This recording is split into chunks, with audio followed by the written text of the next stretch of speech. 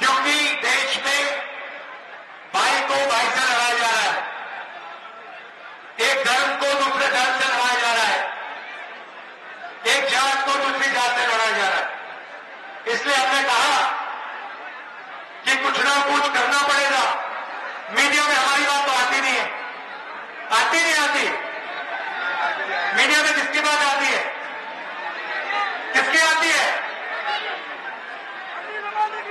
नरेंद्र मोदी जी की आती है, अंबानी जी की आती है।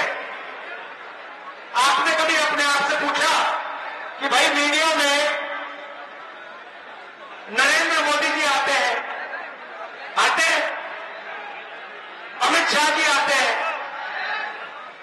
कभी कभी नड्डा जी आते हैं, है ना, फिर अंबानी जी आते हैं, अदानी जी आते हैं, मगर आपने मीडिया में कभी किसान को देखा, मजदूर को देखा, बेरोजगार को देखा? तो आपने अपने आप से कभी पूछा भाई मीडिया में अदानी आता है, अंबानी आता है, मोदी आता है, अमित शाह आता है, मगर किसान नहीं आता? इसका क्या कारण है? मीडिया आपका नहीं है, मीडिया मोदी का है, अदानी का है, अंबानी का है। अच्छा, आपको मालूम है नरेंद्र मोदी जी ने पिछले 10 सालों में हिंदुस्तान के सबसे अमीर 100 लोगों को कितना पैसा दिया मालूम है? कितना कर्जा माफ किया? बताओ, कोई बता सकता है कितना? 16,000 करोड़ रुपया। मनरेगा में कितना लगता है? एक साल मनरेगा को चलाने में कितना लगता है? ये भैया आप लोगों को मालूम होना चाहिए। एक साल में मनरेगा में कितना पैसा जाता है? कितना कितना? 65,000 करोड़ रुपया। मनरेगा को एक साल में, एक साल चलाने के लिए 65,000 करोड़ रुपया, ठीक है? 10 साल में कितना पैसा लगेगा? एक साल में 65,000 तो 10 साल में 650, 6,50,000। 20 साल में कितना लगेगा? 13,000, 13 लाख करोड़। नरेंद्र मोदी ने 24 साल का मनरेगा, 24 साल का मनरेगा का पैसा हिंदुस्तान के सबसे अमीर अरबपतियों को 10 साल में पकड़ा दिया। गरीब लोग भूखे मर रहे हैं, इनका कर्जा माफ होता जा रहा है। किसान का कर्जा माफ नहीं होगा, गरीब का नहीं होगा, बेरोजगार का नहीं होगा। ये तेरा नाम क्या है? जोर से बोल। इसमें शैलेंद्र नागर। नागर जी यहां ऊपर बैठो जरा, यहां बैठो। नागर जी एक बात बताओ, आपका नरेंद्र मोदी जी ने कितना कर्जा माफ किया? कुछ भी नहीं। आपने कभी बैंक से कर्जा लिया? नहीं। बैंक अंबानी को लाखों करोड़ रुपए दे देता है, अदानी को लाखों करोड़ रुपए दे देता है। मालिया बैंक का पैसा उठा के भाग गया, आपको बैंक ने पैसा क्यों नहीं दिया? बस दिया ही नहीं कभी। आप कौन से वर्ग के हो? मैं ओबीसी। आप ओबीसी वर्ग के हो ना, पिछड़े वर्ग के हो। आप जानते हो हिंदुस्तान में पिछड़े वर्ग कितने हैं? सबसे ज्यादा पिछड़ा वर्ग ही। सबसे ज्यादा है, मगर कितने हैं? 60 से 60। शाबाश, 60। 55% पिछड़ा वर्ग नागर जैसे, ठीक है? नागर जी, आपने कभी हिंदुस्तान के जो सबसे बड़े अरबपति हैं उनकी लिस्ट देखी है? बिल्कुल देखिए। उसमें आपको कोई नागर नाम का व्यक्ति दिखा कभी? जी नहीं। क्यों नहीं दिखा भाई? अब सर ऐसा मौका ही नहीं मिला। मौका क्यों नहीं मिला भाई? अब बढ़ने का मौका आगे मिलेगा जब ना। अच्छा ठीक है, आप मुझे कहोगे भैया ठीक है, हमारा आदमी बड़ी कंपनियों में नहीं है, तो फिर मुझे बताओ मीडिया के मालिकों में आपके नागर के नाम नकल और नाम वाले कितने? अब ऐसे आइडिया तो नहीं है। मैं बताता हूं, एक भी नहीं है।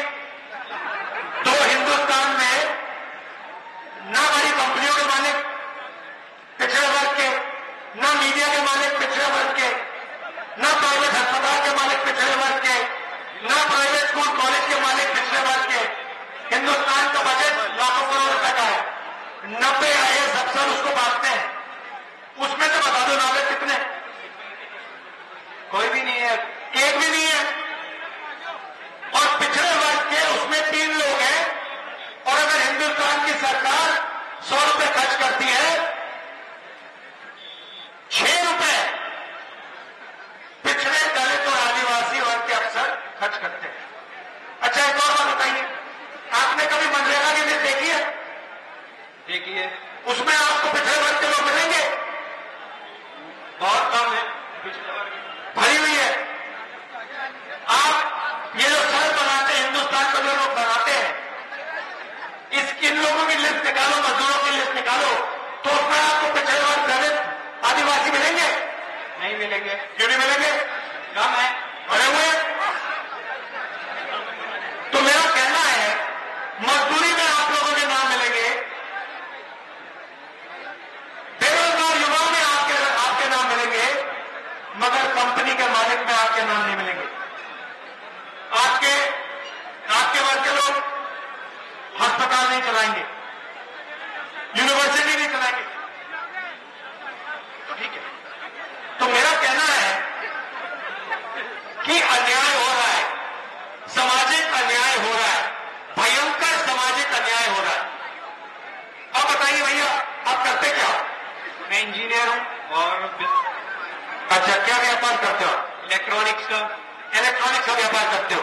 मुझे बताओ भैया, नोटबंदी से आपका फायदा हुआ नुकसान? नुकसान ही हुआ। कितना नुकसान हुआ आपका? नुकसान ऐसा है कि जो हमारा रोटेशन था वो एकदम रुक गया, उसको समय लगा फिर करने के लिए। ये जो नुकसान आपके साथ नुकसान किया गया, ये जो आपका रोटेशन बंद हुआ, इसका फायदा किसको हुआ? अब इसका फायदा तो सरकार को ही होगा। और किसको हुआ? अब बड़े हो। अच्छा बताओ, अदानी का नुकसान हुआ, फायदा हुआ? सर उसका तो फायदा ही होगा। उसका फायदा हुआ। अच्छा भैया, GST से आपका फायदा हुआ, नुकसान हुआ? नुकसान हुआ। कितना नुकसान हुआ? अब इतना तो नहीं है लेकिन नुकसान ही हुआ ना। अगर कैलकुलेशन करेंगे तो अपना नुकसान ही है। अदानी का नुकसान हुआ, फायदा हुआ? उनका तो डबल फायदा हो।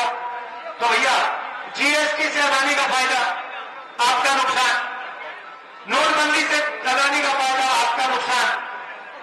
73% आबादी में से आपको ब्यूरोक्रेसी में एक बंदा नहीं मिलेगा, मीडिया में एक नहीं मिलेगा, बड़े उद्योगपतियों में भी एक मिलेगा।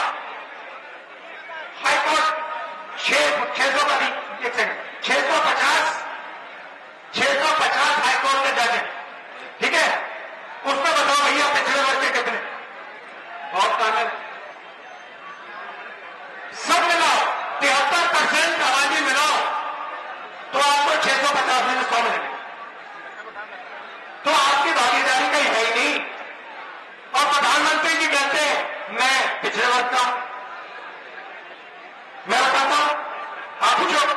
तो सर ये ओबीसी की जो भागीदारी आप कह रहे हैं तो ये कैसे बढ़ेगी? आपके हिसाब से कैसे बढ़ेगी कि ओबीसी की भागीदारी आप कैसे बढ़ाएं? अब ये आपने काम का सवाल पूछा, सबसे जरूरी सवाल पूछा। आपको कभी चोट लगी है? बिल्कुल लगी है। आप कभी अस्पताल गए हो? बिल्कुल लग। जब आपको चोट लगी, अस्पताल में डॉक्टर ने कहा भाई नागर साहब एक्सरे कराओ, हाँ कराना पड़ता है ना? कराना पड़ता है, वो जो बोलेंगे वो करना पड़ेगा। तो मैं वही कह रहा हूं, हिंदुस्तान का एक्सरे करा लेते हैं। कैसे कराते हैं? जाति जनगणना सबको पता लग जाए, इस देश में पिछड़े कितने, दलित कितने, आदिवासी कितने, और किसके पास कितना धन है। अंबानी के पास कितना धन, अदानी के पास कितना धन, नागर जी के पास कितना धन, कितने वर्ग के पास कितना धन, साफ कर दो।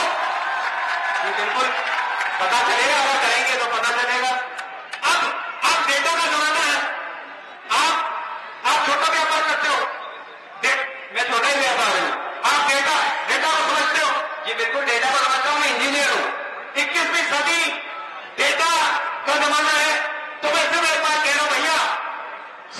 दो, एक्सरे कर दो, डेटा निकाल दो, पता लग जाएगा पिछड़े वर्ग के पास कितना, दलित के पास कितना, गरीब जनरल कास्ट के पास कितना, अदानी के पास कितना, अंबानी के पास कितना। यही बात है। अब मैंने एक तरह की बात की। धन्यवाद भाई। थैंक यू सो मच, आपसे मिलकर अच्छा लगा।